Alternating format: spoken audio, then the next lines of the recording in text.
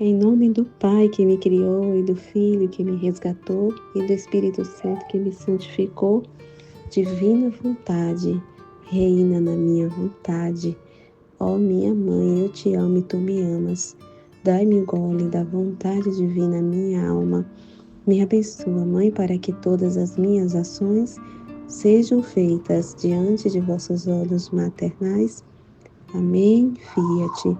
Suprema Majestade, eu venho em sua divina vontade, em nome de todos, do primeiro ao último homem que existirá na terra, para dar-te as homenagens que tendes direito, as adorações, os louvores, o amor que cada criatura lhe deve, as ações de graças e fazer todas as reparações por todos e por cada pecado. Venha, Senhor, na tua divina vontade, e dou-te a minha vontade humana, por meio do imaculado coração de Maria, que possui todos os dons e os frutos da divina vontade. Dai-me então, Senhor, a tua divina vontade. Venha, ó divina vontade, nesta ação que estou a fazer e em todas as ações que eu farei durante este dia. Amém. Fiat. Vinde ao Espírito Santo, vinde por meio da poderosa intercessão do Imaculado Coração de Maria, vossa amadíssima esposa e nossa mãe. Amém. Vamos dar aqui a continuidade à leitura meditada do Livro do Céu, volume 1, capítulo 27. Vamos aqui fazer a nossa leitura, né, de acordo com o que Jesus vai aqui movendo, né, do que precisa ser falado, comentado, a gente vai meditando, né, de acordo com o que Jesus for guiando aqui a gente. Então vamos lá. Interrupção da história. As várias maneiras pelas quais Jesus fala com Luísa. Mas antes de continuar, por ordem do confessor atual, devo manifestar os vários modos com os quais o Senhor me falou. Parece-me que os modos com os quais Deus me fala sejam 4.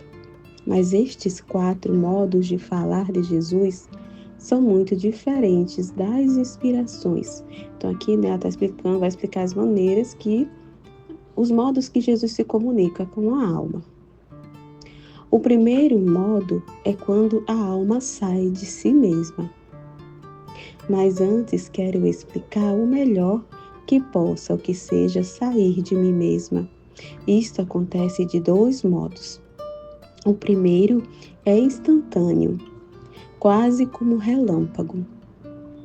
E é tão repentino que me parece que o corpo se eleva um pouco da cama para seguir a alma. Mas depois fica ali e a mim me parece que o corpo fica morto. Então a alma dela sai do corpo mesmo, né? A alma, em vez disso, segue a Jesus caminhando por todo o universo. A terra, o ar, os mares, os montes, o purgatório e o céu, onde muitas vezes me fez ver o lugar onde eu estarei depois de morta. Então aqui, né, o corpo, né, a alma sai realmente do corpo, mas não é assim algo que é da escolha, assim, como é que eu posso dizer, do poder de si mesma, né? Mas ali é uma permissão de Deus, né? Então Deus atrai a alma dela e permite a alma dela seguir ele. Então acontece muito isso, em todos os volumes a gente vai ver muito isso acontecer, né? Esse modo de comunicação, né? Então aqui até tem que ficar entendido isso, né? Que não é ela mesma que tem o poder, eu vou aqui, a hora que eu quiser, vou. Não, é uma permissão divina, né? Deus que está permitindo ali que a alma dela saia do corpo dela, é uma permissão, né? E dela seguir a Jesus ali. Então ela vai, segue, Jesus leva ela para mostrar, né, a situação das almas, vai no céu para mostrar, vai no purgatório. Então, durante aqui os trechos vai mostrar, né, onde muitas vezes me fez ver o lugar onde eu estarei depois de morta. O outro modo de deixar a alma é mais tranquilo. Parece que o corpo se adormece insensivelmente e fica como petrificado, né? Então, assim, é o outro modo de Jesus se comunicar quando ela ficava petrificada ali, paralisada. Então, assim, a gente vê, né, até muitas místicas, né, das aparições de Nossa Senhora, né, que elas ficam como pedras, né, ali petrificadas, né, que as pessoas faziam os testes lá, mexia com elas, né, furava elas e elas não sentiam nada, né, então ficava ali petrificada, né, então era assim como a Luísa também ficava, ante a presença de Jesus Cristo. Mas a alma permanece com o corpo, então a alma não sai do corpo, permanece. Então, o corpo que fica petrificado, né? E este não sente nada das coisas externas, então está totalmente desligado das coisas externas. Não sente nada, não vê nada. Ela está ali totalmente ali na presença de Deus, né? Ainda que se transtornasse todo o universo, mesmo que me queimasse e me reduzisse em pedaços. Esses dois modos tão diferentes de sair ao exterior de mim, eu os notei sensivelmente, porque no primeiro modo, devendo obedecer ao confessor que vinha me despertar, o via desde o lugar onde me conduzia Jesus, o primeiro modo, quando ela saía do corpo. Então, importante onde ela estivesse, né? Então, quando o confessor chegava para tirar ela desse estado, né? E ali ela via ele de longe, onde ela estivesse, ele via ele se aproximando, chegando ali, para tirar ela desse, né, ali pela obediência, né? Então ela voltava pela obediência, a alma voltava ao corpo dela, ela voltava, né? Isto é, desde os confins da terra, ou do ar, ou dos montes, ou do mar, ou do purgatório, ou mesmo do mesmo paraíso. Parecia-me que não haveria tempo de voltar para que o confessor encontrasse minha alma no corpo e pudesse obedecer. Mas devo confessar que sempre me encontrei a tempo e me parecia entrar a alma no corpo antes que o confessor começasse a me dar obediência de despertar. E mais, digo a verdade, muitas vezes eu via de longe o confessor que vinha, mas para não deixar Jesus, parecia que não pensava no confessor que vinha. E então o próprio Jesus me apressava a voltar com a alma ao corpo para poder obedecer ao confessor. E então eu senti uma grande repugnância por deixar a Jesus, mas a obediência vencia, e deixando ele mesmo, ou me beijava, ou me abraçava, ou fazia outra coisa, para despedir-se de mim. E eu, deixando o meu amado Jesus, dizia-lhe: vou com o confessor, mas tu, meu bom Jesus, volta assim que o confessor se vá. Estes são os dois modos pelos quais a alma parecia sair do corpo. Então, eu perdi totalmente aquele contato exterior, né, assim, petrificada, ela não sentia nada, não via nada, né, no outro modo ela realmente saía do corpo, então era aquela comunicação, né, de alma ali, né, espiritual. E nesses dois modos de sair a alma, Deus me fala. Este modo de falar, ele mesmo chama de comunicação intelectual. Tentarei explicar. A alma que sai do corpo e se encontra diante de Jesus não tem necessidade de palavras para entender o que o Senhor lhe disser, né? Compreende tudo, né? A alma fora do corpo, ela compreende, né? Muita coisa, né? Vê as coisas com muita clareza, sem precisar falar. Então, é intelectual, né? Ali, a mente mesmo, né? Memória ali, intelecto, inteligência, né? Ela compreende, sem precisar dizer muita coisa, né? Senão que tudo é por meio do intelecto. Ó, como nos entendemos quando nos encontramos. De uma luz que de Jesus me vem a inteligência, sinto imprimir em mim tudo que meu Jesus quer que eu entenda. Este modo é muito alto e sublime, tanto que a natureza dificilmente sabe explicá-lo com palavras, verdade. Então, quando ela voltava ao corpo, ela sentia assim, a dificuldade mesmo de expressar, de escrever o que Jesus comunicava a ela, o que mostrava que ela via assim, né? Essa comunicação intelectual, né? Porque a alma compreende, né? É o corpo o nosso corpo, ele que nos limita, entendeu? A compreensão. Então, quando ela voltava para o corpo dela, ela fala em outros trechos que ela sentia muita dificuldade de expressar, de pôr em palavras aquilo que ela compreende. Realmente, isso é verdade, né? Muito difícil, né? Realmente, pôr em palavras, né? O que Jesus nos mostra, né? Que a gente compreende, né? Pelo intelecto, né?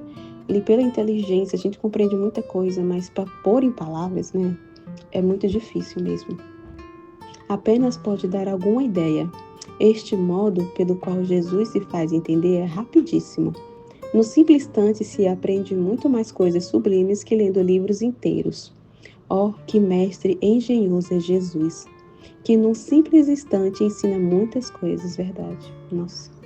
Enquanto que qualquer outro necessitaria anos inteiros, se é que o consegue, porque o mestre terreno não tem poder para poder atrair a vontade do discípulo, nem lhe pode infundir na mente, sem esforços nem fadigas, o que ele quer ensinar.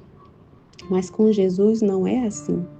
Tanta é sua doçura, a amabilidade de seu trato, a suavidade de seu falar, e ademais é tão belo que ao apenas vê-lo, a alma se sente tão atraída que às vezes corre numa enorme velocidade para o lado de Jesus, que quase sem perceber se encontra transformada no objeto amado, de modo que a alma não sabe discernir mais seu ser terreno, tanto fica identificada com o ser divino. Quem pode dizer o que a alma experimenta nesse estado? Precisaria do próprio Jesus ou de uma alma separada perfeitamente do corpo, porque a alma, encontrando-se outra vez circundada pelos muros deste corpo e perdendo essa luz que antes a tinha abismada, muito perde e fica obscurecida, né? Então, assim, fica na dificuldade de se expressar, né? De falar o que entendeu naquela luz, né? Então, realmente, para encontrar palavras é difícil, né? Quando a alma volta ao corpo, porque o corpo realmente limita, né? Limita mesmo por causa do pecado original, né? Ali as consequências do pecado original. Então, realmente, o corpo limita, né? Da gente expressar, né? Com palavras, encontrar palavras é difícil, né? De tal modo que, se quisesse dizer algo, o diria grosseiramente. Para dar uma ideia, digo que me imagina um cego de nascimento, que nunca teve o bem de ver o que há no universo inteiro, e que por poucos minutos tivesse o bem de abrir os olhos à luz e pudesse ver tudo o que contém o mundo, o sol, o céu, o mar, as tantas cidades, as tantas máquinas, as variedades das flores e as tantas outras coisas que há no mundo. E depois daqueles poucos minutos de luz, voltei à cegueira de antes. Poderia ele dizer claramente tudo o que viu? Somente poderia fazer um esboço, dizer alguma coisa confusamente. Isto é uma semelhança do que acontece quando a alma se encontra separada e depois no corpo, não sei se digo desatinos, assim como a esse pobre cego ficaria a pena da perda da vista, assim a alma vive gemendo e quase em um estado violento, porque a alma se sente violentada sempre para com o sumo bem. É tanta atração que Jesus deixa na alma de si, que a alma gostaria de estar sempre abstraída em seu Deus. Mas isto não pode ser, e por isso se vive como se vivesse no purgatório. Acrescento que a alma não tem nada de próprio nesse estado, tudo é realizado pelo Senhor. Então é Deus que faz tudo, né? Tá vendo? A gente não tem poder para fazer nada, né? Então, quando ela sai do corpo, não é ela por si mesma, né? Então é uma permissão divina, Deus permite, né? Deus que atrai a alma, então tudo é Deus que faz tudo, né? A alma não tem poder de fazer nada por si mesma, Ele que realiza tudo. Agora tentarei explicar o segundo modo que Jesus tem para falar, onde a alma, encontrando-se fora de si mesma, vê a pessoa de Jesus Cristo, como por exemplo na figura de criança, ou do crucificado, ou em qualquer outro aspecto. E a alma vê que o Senhor com a boca pronuncia as palavras e a alma com a boca responde. Às vezes acontece que a alma se põe a conversar com Jesus como fariam dois íntimos esposos. Se bem que o falar de Jesus é pouquíssimo, apenas 4 ou 5 palavras, e às vezes até mesmo uma só. Raríssimas vezes se estende mais, mas nesse pouquíssimo falar, há quanta luz põe na alma. À primeira vista, parece-me um pequeno riacho, mas vendo bem, em vez de um riacho, se vê um vasto mar. Assim é uma só palavra dita por Jesus. É tanta a imensidão da luz que fica na alma, que ruminando muito bem, descobre tantas coisas sublimes e proveitosas à sua alma, que fica assombrada. Eu acredito que se juntassem todos os sábios, ficariam todos confundidos e mudos diante de uma só palavra de Jesus. Agora, este modo é mais acessível à natureza humana e facilmente se sabe manifestar, porque a alma entrando em si mesma leva consigo o que tem ouvido da boca de nosso Senhor e o comunica ao corpo. Não é tão fácil quando é por meio do intelecto. Eu considero que Jesus tem este modo de falar para adaptar-se à natureza humana. Não que tenha necessidade da palavra para fazer-se entender, senão porque deste modo a alma mais facilmente compreende e pode manifestá-lo ao confessor.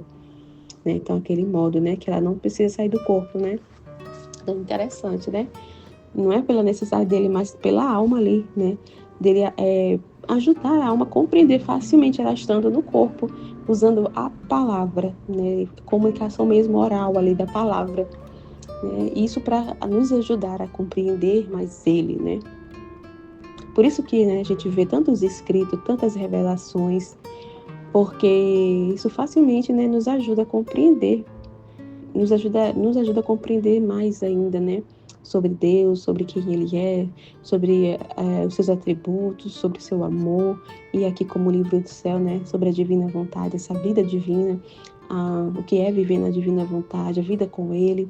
Então, por isso, que o livro do céu é tantos volumes, 36 volumes.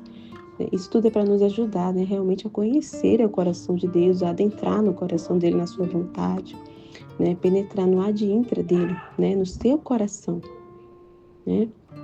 Em suma, Jesus faz como mestre doutíssimo, sábio inteligente, que possui em grau eminentíssimo todas as ciências e que ninguém pode igualá-lo. Mas como se encontra entre discípulos que ainda não aprenderam as primeiras letras do alfabeto, retendo todos os outros conhecimentos em si, ensina aos discípulos apenas o ABC e etc. Oh, como é bom Jesus! Adapta-se aos doutos e fala-lhes de modo altíssimo, de modo que, para entendê-lo, devem estudar muito bem o que ele diz. Adapta-se aos ignorantes e faz-se também ele ignorante. E fala em modo baixo, de maneira que ninguém pode ficar em jejum das lições deste divino mestre. Então a pessoa não pode ter desculpa de dizer, eu não consigo compreender, não consigo entender Deus, a palavra de Deus, não tem como, E Jesus ele vai se adaptar, de acordo com a necessidade da alma, se ela, as dificuldades que ela tem, então ele vai se adaptar, ele se abaixa, para que todos ali conheçam ele e compreendam. Ele vai se adaptando de acordo com ali, a alma ali, E ele vai acompanhando, vai dando gole, vai acompanhando o passo da criatura ali, E ajudando ela a compreender, se adapta, é assim mesmo que ele faz, É assim mesmo. O terceiro modo com que Jesus me fala é quando falando a alma. Participa de sua própria substância.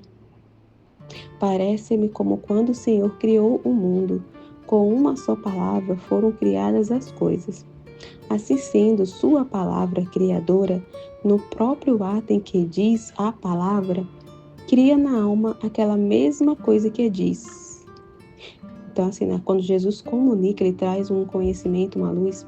Toda a palavra de Deus está no Evangelho, nesses escritos, em todas as revelações, são palavras que contêm vida. A palavra de Deus, ela contém vida. E essa vida é uma vida criadora, que cria na alma. Então, na mesma hora que a gente lê aquela palavra está sendo criada, aquela luz, aquele conhecimento daquela palavra na nossa alma. É uma palavra que cria, que tem vida, contém vida, bem.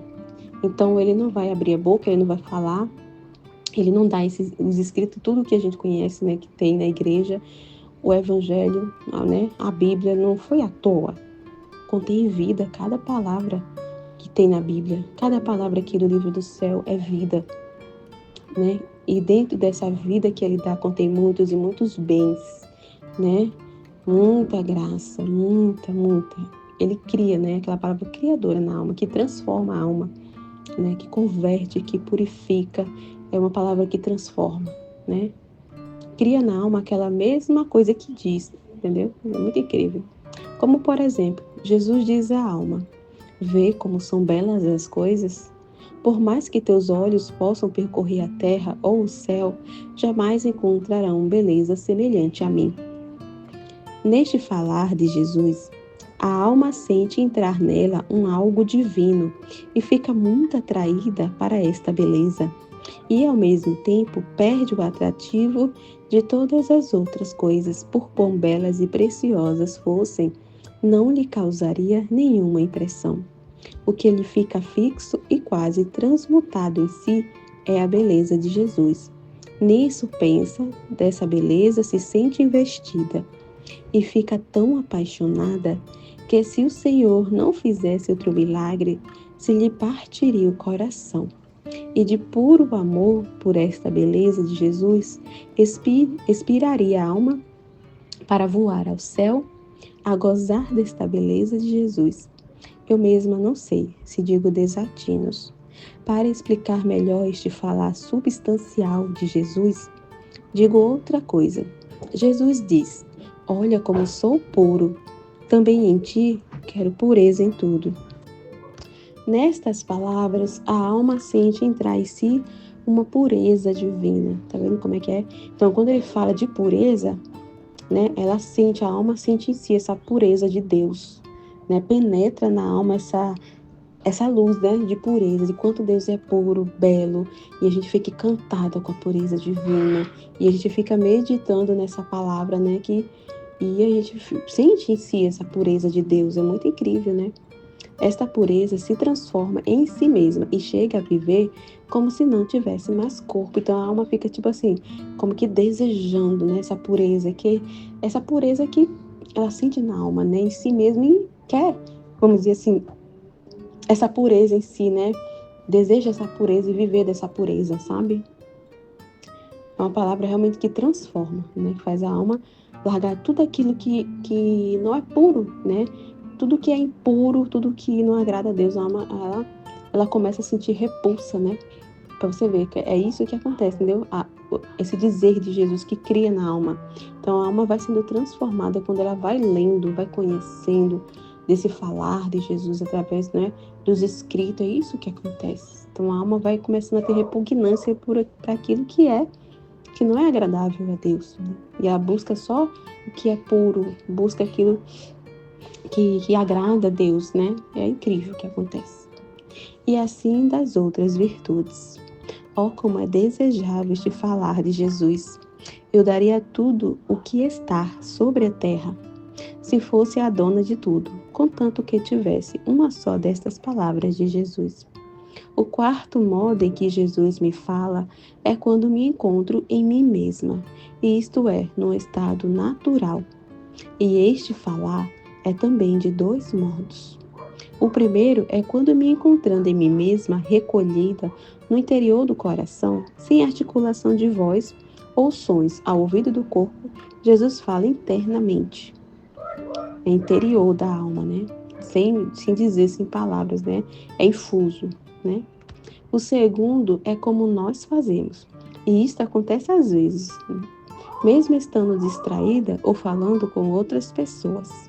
Então, a forma natural, né? Como a gente se comunica, né? Como aqui eu tô falando, como você se comunica com outra pessoa, né? A maneira natural que acontece. Mas uma só destas palavras basta para me recolher, se estou distraída, ou para dar-me a paz, se estou perturbada, para me consolar, se estou afligida. Trecho 28. A narração recomeça.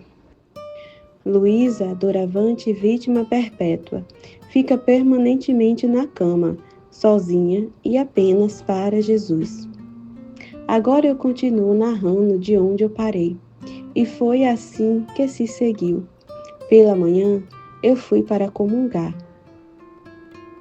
E assim que eu recebi a Jesus, de súbito lhe disse: Meu Senhor, vê em que tempestade me encontro, deveria te agradecer, porque deste luz ao confessor, para me dar obediência de sofrer. Em troca, minha natureza lamenta tanto, que eu mesma fiquei confusa ao me ver tão má. Mas tudo isto é nada, porque tu que queres o sacrifício me darás também a força. Mas a razão de maior peso em mim é ter que estar tanto tempo sem poder receber-te no sacramento. Quem poderá resistir sem ti? Quem me dará força? Onde poderei encontrar consolo nas minhas aflições?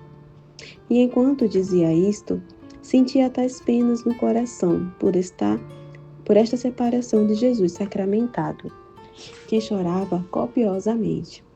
Então o Senhor compadeceu-se da minha fraqueza e disse-me: Não temas, eu mesmo sustentarei a tua fraqueza. Tu não sabes que graças te preparei, por isso temes tanto. Eu não sou onipotente? Não posso suprir a privação de receber-me no sacramento? Por isso, ria, põe-te como morto em meus braços. Faze-te vítima voluntária, para mim reparar as ofensas pelos pecadores e para evitar aos homens os merecidos flagelos.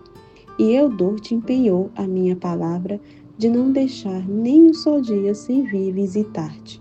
Até agora tu viestes a mim, de agora em diante virei eu a ti. Não estás contente? Tão interessante, né? Aqui que Jesus fazia essa privação dela não receber o sacramento, né? Isso também é uma reparação por tantos e tantos que recebem, né, Jesus sacramentado ali de modo indevido, né, com pecados, né? Então, assim, essa permissão dela não receber, essa privação de não receber Jesus no sacramento, foi um modo ali de reparação, né? E que ela não se perturbasse, né, que ela confiasse nele, né, ficasse no nada e vivesse aquilo que ele estava permitindo, que é uma reparação ali pelo bem, né, da humanidade, que aquilo traria um bem para os homens, né, e evitaria dele castigar, né, devido a tantas ofensas que ele está recebendo, principalmente ali nos sacramentos, né, tantas e tantas ofensas, né, ali em direção a ele por meio dos sacramentos. Então, é muito importante, né? É importante. E também uma forma de a pessoa compreender. Aqui ele já está preparando ali, aos poucos, para ela compreender mais para frente essa vida, o que é a vida na divina vontade, compreender que os sacramentos não é um fim, mas é um meio para chegar ao fim, que é ele, né? Então, assim, ele não está só no sacramento, ele queria que ela entendesse isso. Ele não está só na comunhão, né? Mas ele está por toda parte e ele está também na alma dela. E não só na alma dela, mas em cada um de nós, né? Que a gente precisa compreender isso, que Jesus ele não está só na comunhão, né? E muitos acham que só vai ter Jesus se receber a comunhão. Isso não quer dizer que agora, então, se ele não está só na comunhão, então eu não vou buscar, né? Não vou mais receber, não vou mais... Não é assim, né? Que a gente tem que estar em comunhão com a igreja. Ele não deixou, né, os sacramentos à toa, né? E tudo que ele deixou na igreja são meios, são remédios para a nossa santificação, para a nossa salvação, purificação. Mas a gente tem que compreender, né? Isso aqui é uma dinâmica, vamos dizer assim, para entendermos que ele não está só na comunhão, que os sacramentos, tudo que ele deixou na igreja são meios para os propósitos dele, né? Meios, são remédios para sarar, né? Para curar a nossa alma dos pecados, né? Mas é tudo um meio para chegar ao propósito dele, para que a gente volte à ordem para a qual nós somos criados, né? Para que a gente criou? Para que ele nos criou? Para ser morada divina, casa de Deus. Então, se a gente for pensar, né? É uma didática dele, a comunhão, de fazer a gente compreender. É que nem outro trecho que a gente acabou de ler. É que ele vai ensinando os modos dele se comunicar. E que ele vai ali se adaptando e vai dando... trazendo no gole-gole o ABC, vai ensinando com calma, primeiro vai ensinando o ABCD, né? Então, é no gole. Então, a comunhão é como se fosse uma didática de Deus, de modo dele ensinar, da gente compreender a finalidade para a qual ele nos criou, para ser casa de Deus, morada divina. E a comunhão é essa didática, da gente ir se acostumando, compreendendo essa relação, isso que ele, né, essa relação com ele, essa vida com ele, de sermos morada. E ele não quer habitar na nossa alma 15 minutinhos quando a gente recebe a comunhão, né? Ele é uma habitação perene, constante, né? muito incrível, né? Então é tudo isso uma didática para a Luísa entender. Era uma reparação, mas para aí ela começando a compreender, né, que os sacramentos não é o fim e que ela não só teria ele se recebesse a comunhão, mas que ele está presente na nossa vida, na nossa alma, nas situações da nossa vida, no cotidiano, no dia a dia, na circunstância que nos acontece, ele está nos cercando por toda parte, né? E a alma que se dispõe, se abre para Deus, né, morre para si mesmo, que a gente vai compreender isso mais lá na frente, que é o largar, né, a sua vida humana, seus modos humanos, né, e deixar Deus viver, Deus agir na alma. Então ele vai, o Pai, o Filho e o Espírito Santo vai fazer morada perene, né? Lembra lá do castelo interior, das moradas, né, ali de Santa Teresinha. É mais ou menos isso, né? É isso, né, de que Teresinha estava falando, é isso que Jesus está trazendo aqui, né, essa habitação, né? Então, o sacramento é essa didática de Deus para que a gente compreendesse essa preparação, trazendo esse ABC, né, para o fim, né, ali, para que a gente compreenda quem somos nós, né, e para que ele nos criou. É muito incrível, né? E é maravilhoso de saber que somos morada divina e que nós não fomos feitos só para estar naquela união, naquele momento de união, né, com Deus, de fusão com Deus. Não é só 15 minutos, é por toda a vida, a cada segundo, a cada instante. É perene, não é só 15 minutos, né? Então ele está fazendo aqui a Luísa compreender e também trazer para nós isso, né? Que os sacramentos e tudo que ele deixou na igreja são meios para chegar até ele, né? São meios, não o fim. Então a redenção foi o meio para esse propósito, a gente voltar à ordem primordial. A redenção não é o fim, ele não só simplesmente nos salvou. É muito além, a redenção vai muito além da salvação. A salvação foi um meio para chegar aos propósitos dele, o propósito que original de Deus, assim, né? Tudo que ele planejou lá no plano original dele ao criar todas as coisas. E o homem se desviou desse plano com o pecado. Então, tudo depois que Deus fez, vamos dizer assim, depois disso, né? Então, a redenção, tudo foi para esse propósito, fazer o homem retornar, né? Essa vida com Deus, de união com Deus, esse relacionamento que foi rompido com o pecado. Então, é isso, né? É muito interessante, né? Tem muita coisa legal para se entender aqui, que Deus vem trazer no livro do céu, para a gente compreender o plano dele, o fiat, né? Que é o faça-se de Deus, o fiat de Deus, né? Ao criar todas as coisas, o propósito dele, o para quê de tudo. Então, ele vem trazer tudo isso, né? No livro do céu, para a gente compreender a vontade de Deus sobre todas as coisas. É muito legal, muito legal.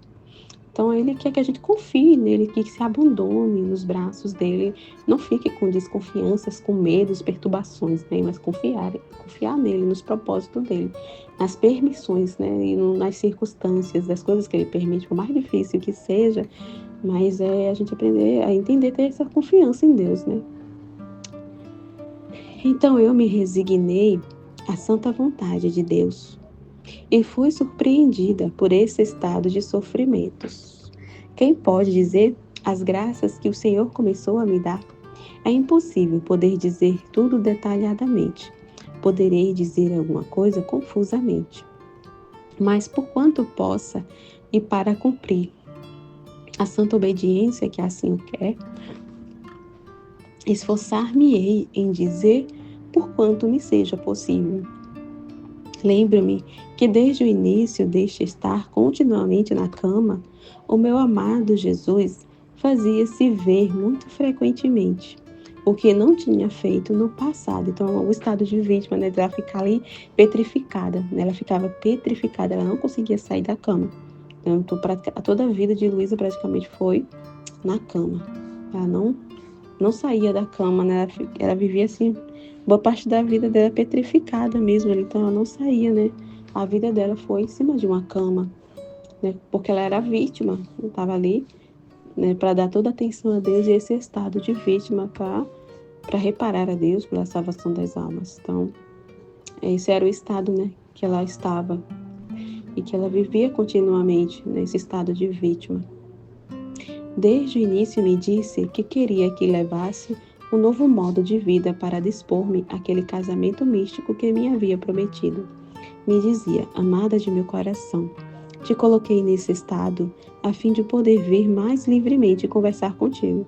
Entendeu? Então, ele queria ter liberdade ali com ela de conversar, de trazer esses escritos, né, de se comunicar. E como ele teria liberdade se ela ficasse distraída com as coisas do mundo, com as coisas dela? Então, teve um motivo, um propósito para ele deixar ela nesse estado. Então, para ele ter liberdade ali, toda a atenção, né, dela para ele, ter a atenção dela, né? Te liberei de todas as ocupações externas, a fim de que não só a alma, mas também o corpo esteja à minha disposição. E assim podes estar em contínuo holocausto diante de mim. Se não te tivesse posto nesta cama, uma vez que deverias cumprir os teus deveres familiares e sujeitar-te a outros sacrifícios, não poderia eu vir tão frequentemente te fazer partícipe das ofensas conforme as recebo. Então tinha o propósito, o plano de Deus na vida dela, assim como ele tem para cada um de nós, né? Claro que a gente não vai viver no mesmo estado que Luísa, petrificada, numa cama, né? Era com ela, né? Tinha os propósitos, tudo para esse fim aqui de trazer, né, esses conhecimentos da divina vontade. Então era o modo, né? Muita coisa que ele tinha para comunicar, muita coisa para fazer. Então ele precisava de toda a atenção dela, né? Então Deus tem um plano, né, para cada um.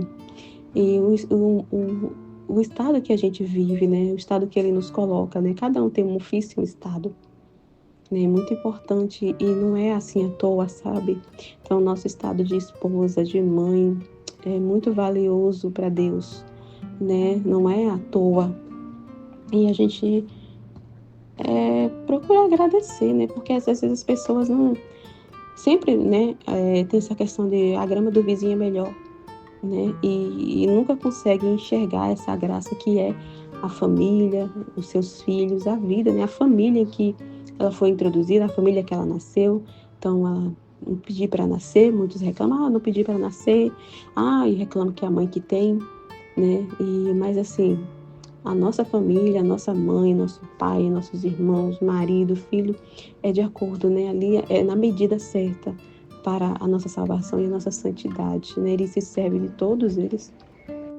E nosso estado, né? A gente fica, mas e como é que eu vou dar atenção dele? Porque às vezes as pessoas confundem. Quando tá buscando a santidade, ela quer largar tudo, né?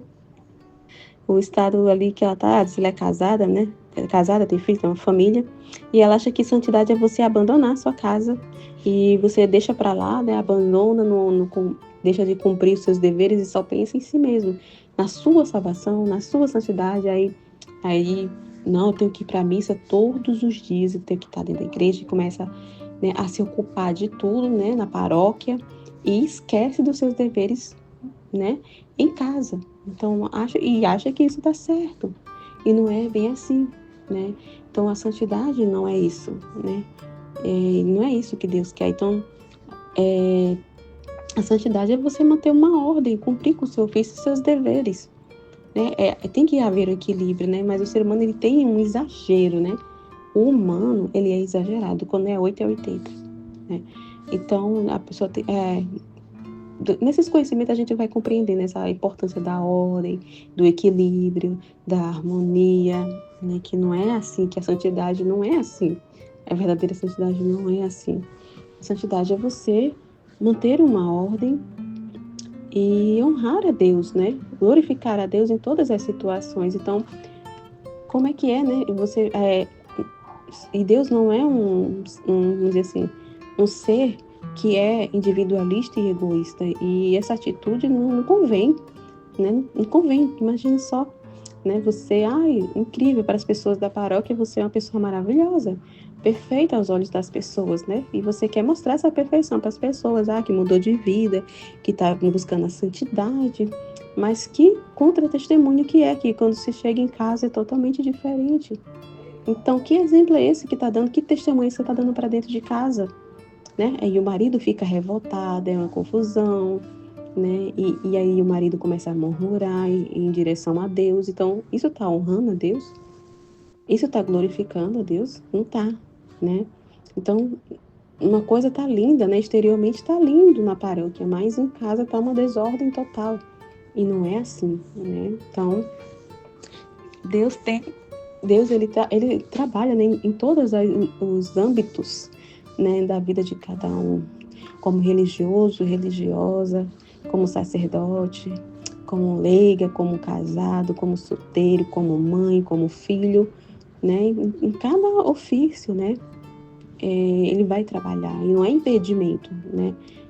A santidade é isso, é você viver, né, as coisas de acordo com o que Deus dispõe e correspondendo, né, nessa ordem, nessa harmonia, nesse equilíbrio, correspondendo à vontade divina, né? Sem pensar em interesses próprios, individualistas, pensando em si mesmo, pensamentos egoístas e que os outros que se explodam. Que se quiser tem que ser do meu jeito, não é assim, né? Então, isso, né? Em Luísa, tinha um propósito, né? Esse estado que ela colocou, assim como a nossa vida, o nosso estado de vida também tem propósitos e desígnios, né? E Deus ele vai agir dentro, né, desse âmbito que a gente vive, nesse âmbito, né, que a divina vontade nos cerca, né? Como casada na nossa casa, e a gente tem que, né, agradecer mesmo e ver esse bem que nos cerca, o bem que foi, mesmo que tenha sido difícil o relacionamento com a mãe, por exemplo, né? Mas tem um motivo para Deus ter te colocado nesse âmbito, né? Te dado essa mãe, na medida para a sua santidade, né? Então, assim, é procurar, né? Enxergar o bem, né? Nas coisas, né? Mudar essa visão e ser mais grato, né? E devido com à medida que a gente vai tendo esses conhecimentos aqui que Jesus vem trazendo, vai ficando claro, né? A gente vai vendo a ação divina em cada situação da nossa vida, o que a gente passou, né? E os propósitos dele ter permitido, das coisas que aconteceram, né? Então, assim a gente vai vendo, né? Os para quê, vai compreendendo nossa, e a gente só tem a agradecer mesmo. Eu só tenho a agradecer por tudo que eu vivi na minha vida. Hoje eu compreendo todos os motivos, né? Os paraquês, tudo que aconteceu, né? A mãe que ele me deu, o pai que ele me deu, o marido que ele me deu é na medida certa. Porque ele conhece cada um de nós, ele conhece quem somos nós, então é na medida, né? Na medida certinha para a nossa salvação, para a nossa santificação, né? É muito incrível mesmo. E aí ela continua, eu vir tão frequentemente te fazer parte. Aí é Jesus falando, quer dizer, não poderia eu vir tão frequentemente e te fazer partícipe das ofensas conforme as recebo. No máximo, deverias esperar que cumprisse teus deveres, tá vendo? Então seria uma distração, né? Mas ali no caso dela, né? E a nossa vida também, né? A nossa vida de casado, de mãe, nessa realidade que a gente vive, nesse ofício, Deus também consegue, né? Receber, vamos dizer assim, as reparações devidas, assim como na vida de Luísa, na nossa vida também, né? No ofício que ele nos colocou, ele recebe também as reparações, os louvores, a glória, as correspondências devidas a Deus que as pessoas não dão, né? Com a nossa correspondência ali de atitudes e atos contrários que as pessoas fazem em direção a Deus. Então, se as pessoas ofendem a Deus e não cumprem com o seu dever de esposa, um exemplo, a gente sabe que isso não é certo, né? Que não agrada a Deus e que a gente sabe que tem escrito na Bíblia, né? A mulher ser submissa, ela compreende o que é essa submissão. Não é uma submissão que o mundo entende, né? É diferente, então ela vai tomando essa consciência e vivendo de acordo com o que Deus ensina. Então, isso é uma reparação, é um ato oposto, né? Ali na sua realidade de casada, olha só que incrível, né? E quantas reparações você está fazendo, né, na divina vontade, esse ato, e quanto bem desse ato, né, é produzido, gente, é muito bem. E não é um bem, assim, individual, não é só para você, é universal, é todas as almas recebem esse bem desse ato seu, né, oposto em direção a Deus, né, um ato ali bom que você faz, vamos dizer assim, contrário do que as outras pessoas estão fazendo como esposa, né? Quantas a gente não vê aí as esposas aí, os vídeos que a gente vê, os maridos chegando em casa do trabalho, as casas sujas, sem uma janta feita, a mulher no celular ouvindo uma série e tudo sujo, tudo podre, cheio de mosca. Nossa, eu vi um vídeo que o marido assim super cansado do trabalho e decepcionado de ver a mulher lá no sofá e a casa podre, gente, podre, cheia de sujeira espalhada na casa. E ela nem aí pra ele, ela se vira, tô nem aí, sabe? Então, isso desonra a Deus, né? Isso ofende demais a Deus. Então, a gente fazendo atitudes opostas, né? Cumprindo com os nossos deveres, na ordem, direitinho, cumprindo com o seu, vamos dizer, seu papel de esposo, que tem que ser feito, você compreendendo, tomando essa ciência e fazendo esse ato oposto, é uma reparação enorme, né? E essa luz, né? Esse ato de reparação vai, né? Deus leva essa luz para essas mulheres que não estão correspondendo de acordo com o seu ofício de esposa e de mãe. Muito incrível, porque ele leva essa iluminação, dependendo da disposição de cada um, ele vai inspirar as almas, vai iluminar as almas desse ato, entendeu? Nessas atitudes, é muito legal. E não é só para quem está vivo aqui, essa luz vai para as almas do purgatório, essa luz vai para os bem-aventurados, então todos recebem esse bem, né? Então, é muito incrível, gente, muito incrível, muita coisa legal aqui para se entender, né, da divina vontade, o que o livro do céu traz, né, o que Jesus ali falou para Luísa e ela escreveu aqui sobre a divina vontade, esse bem que é universal, né, esses atos, essas correspondências, esse se resignar à divina vontade, em corresponder à divina vontade, é muito incrível. A gente vai compreender mais para frente, né? Mas agora não. Agora ficamos livres, já não há ninguém que nos incomode e que interrompa a nossa conversa. Então, as distrações atrapalham muito da gente ver a Deus, né? Entender a Deus, compreender o que Deus está fazendo. A gente fica tão distraído com as coisas, né, da terra, do mundo, com criaturas, com problemas, né? A gente fica tão preso a problemas que a gente não consegue enxergar os motivos de Deus estar permitindo aquele problema, aquela situação. Tem um motivo, mas a gente fica tão presa no que a gente está sentindo daquela situação que não vê a luz, não vê bem, não vê Deus naquilo. Muito pelo contrário, né? Não vê aquilo que uma permissão de Deus, né? E ainda reclama com Deus, rejeita aquela situação. Então é difícil, né? Então as distrações atrapalham essa comunicação com Deus, compreender a Deus. De agora em diante, as minhas aflições serão tuas e as tuas minhas, os meus sofrimentos teu e os teus meus. Então é o compartilhar de vida, tá vendo? Então as dores dele será agora a nossa dor e a nossa dor será a dele. Os sofrimentos dele será nosso e os nossos dele. Então é uma fusão de vida, entendeu? As minhas consolações tuas e as tuas minhas.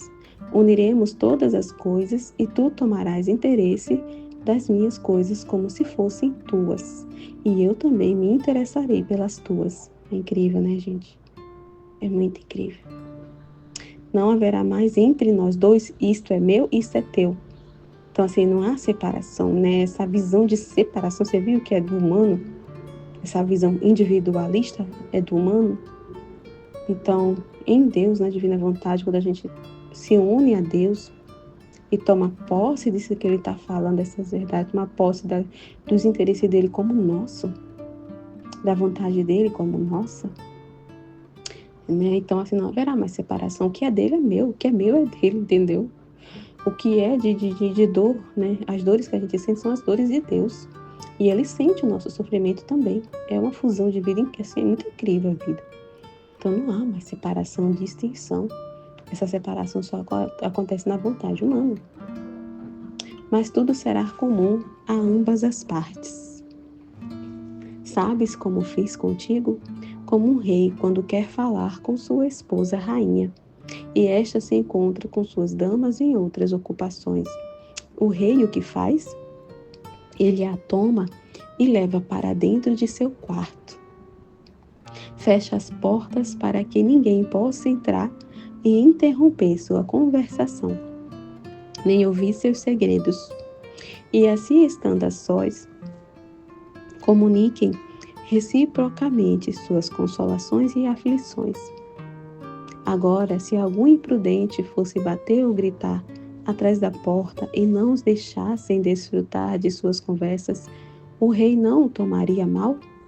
Foi o que eu fiz contigo. E se alguém te quiser distrair desse estado, também me desagradaria. Então, o estado dela é vontade de Deus, né? Capítulo 29. Jesus chama a alma à perfeita conformidade com a sua vontade. Então, ele se conformar com a vontade de Deus, olha só. Ele quer nela um absoluto desapego de tudo e uma pobreza perfeita, com santa indiferença. E ele continua a dizer-me: quero de ti perfeita conformidade com minha vontade, de tal modo a desfazeres tua vontade na minha. Desapego absoluto de todas as coisas, olha aí. Vou voltar. Quero de ti perfeita conformidade com a minha vontade. Então, se resignar à vontade de Deus, se conformar com a vontade divina em todas as situações, circunstâncias que nos acontecem na nossa rotina, no nosso dia a dia, né? Então, é compreender isso, que tudo que nos acontece é vontade divina, permissão de Deus, tudo. Nada na nossa vida, nada nesse mundo acontece sem a permissão de Deus, nada. Nem muito menos, vamos dizer assim, a aproximação do demônio, ataques do demônio. Deus permite, tudo é permissão, eles são instrumentos das mãos de Deus também, né? É difícil de compreender isso, mas eles não fazem nada por si mesmos, não tem essa liberdade. Então, eles só conseguem fazer muitas coisas, se aproximar às vezes. Deus permite eles atacarem, às vezes, fazer certas coisas, né? E Deus tem um propósito, Ele permite, é uma permissão, Ele está vendo, né? E também Ele não vai fazer violência, porque também a alma está permitindo, a alma na sua vontade humana, né? Ali com o pecado, é uma brecha que ela dá. E Deus, Ele não vai violentar a alma e obrigar a alma, porque é ela mesma que está querendo, está dando liberdade para o demônio agir na vida dela através do pecado, né? Das paixões, dos prazeres. Então, a alma mesmo dá essa permissão do demônio se aproximar, né? Dá a permissão dele fazer o que bem entende, como é ela na vida dela. Então, o que Deus vai fazer? Ele vai permitir, porque a alma mesmo, ele não vai ferir a liberdade da alma, é uma escolha dela. Ele vai deixar ela sofrer as consequências, entendeu? Então, ele está respeitando a liberdade. Então, é uma permissão divina, ele deixa. Ele deixa. Então, é muito interessante, né?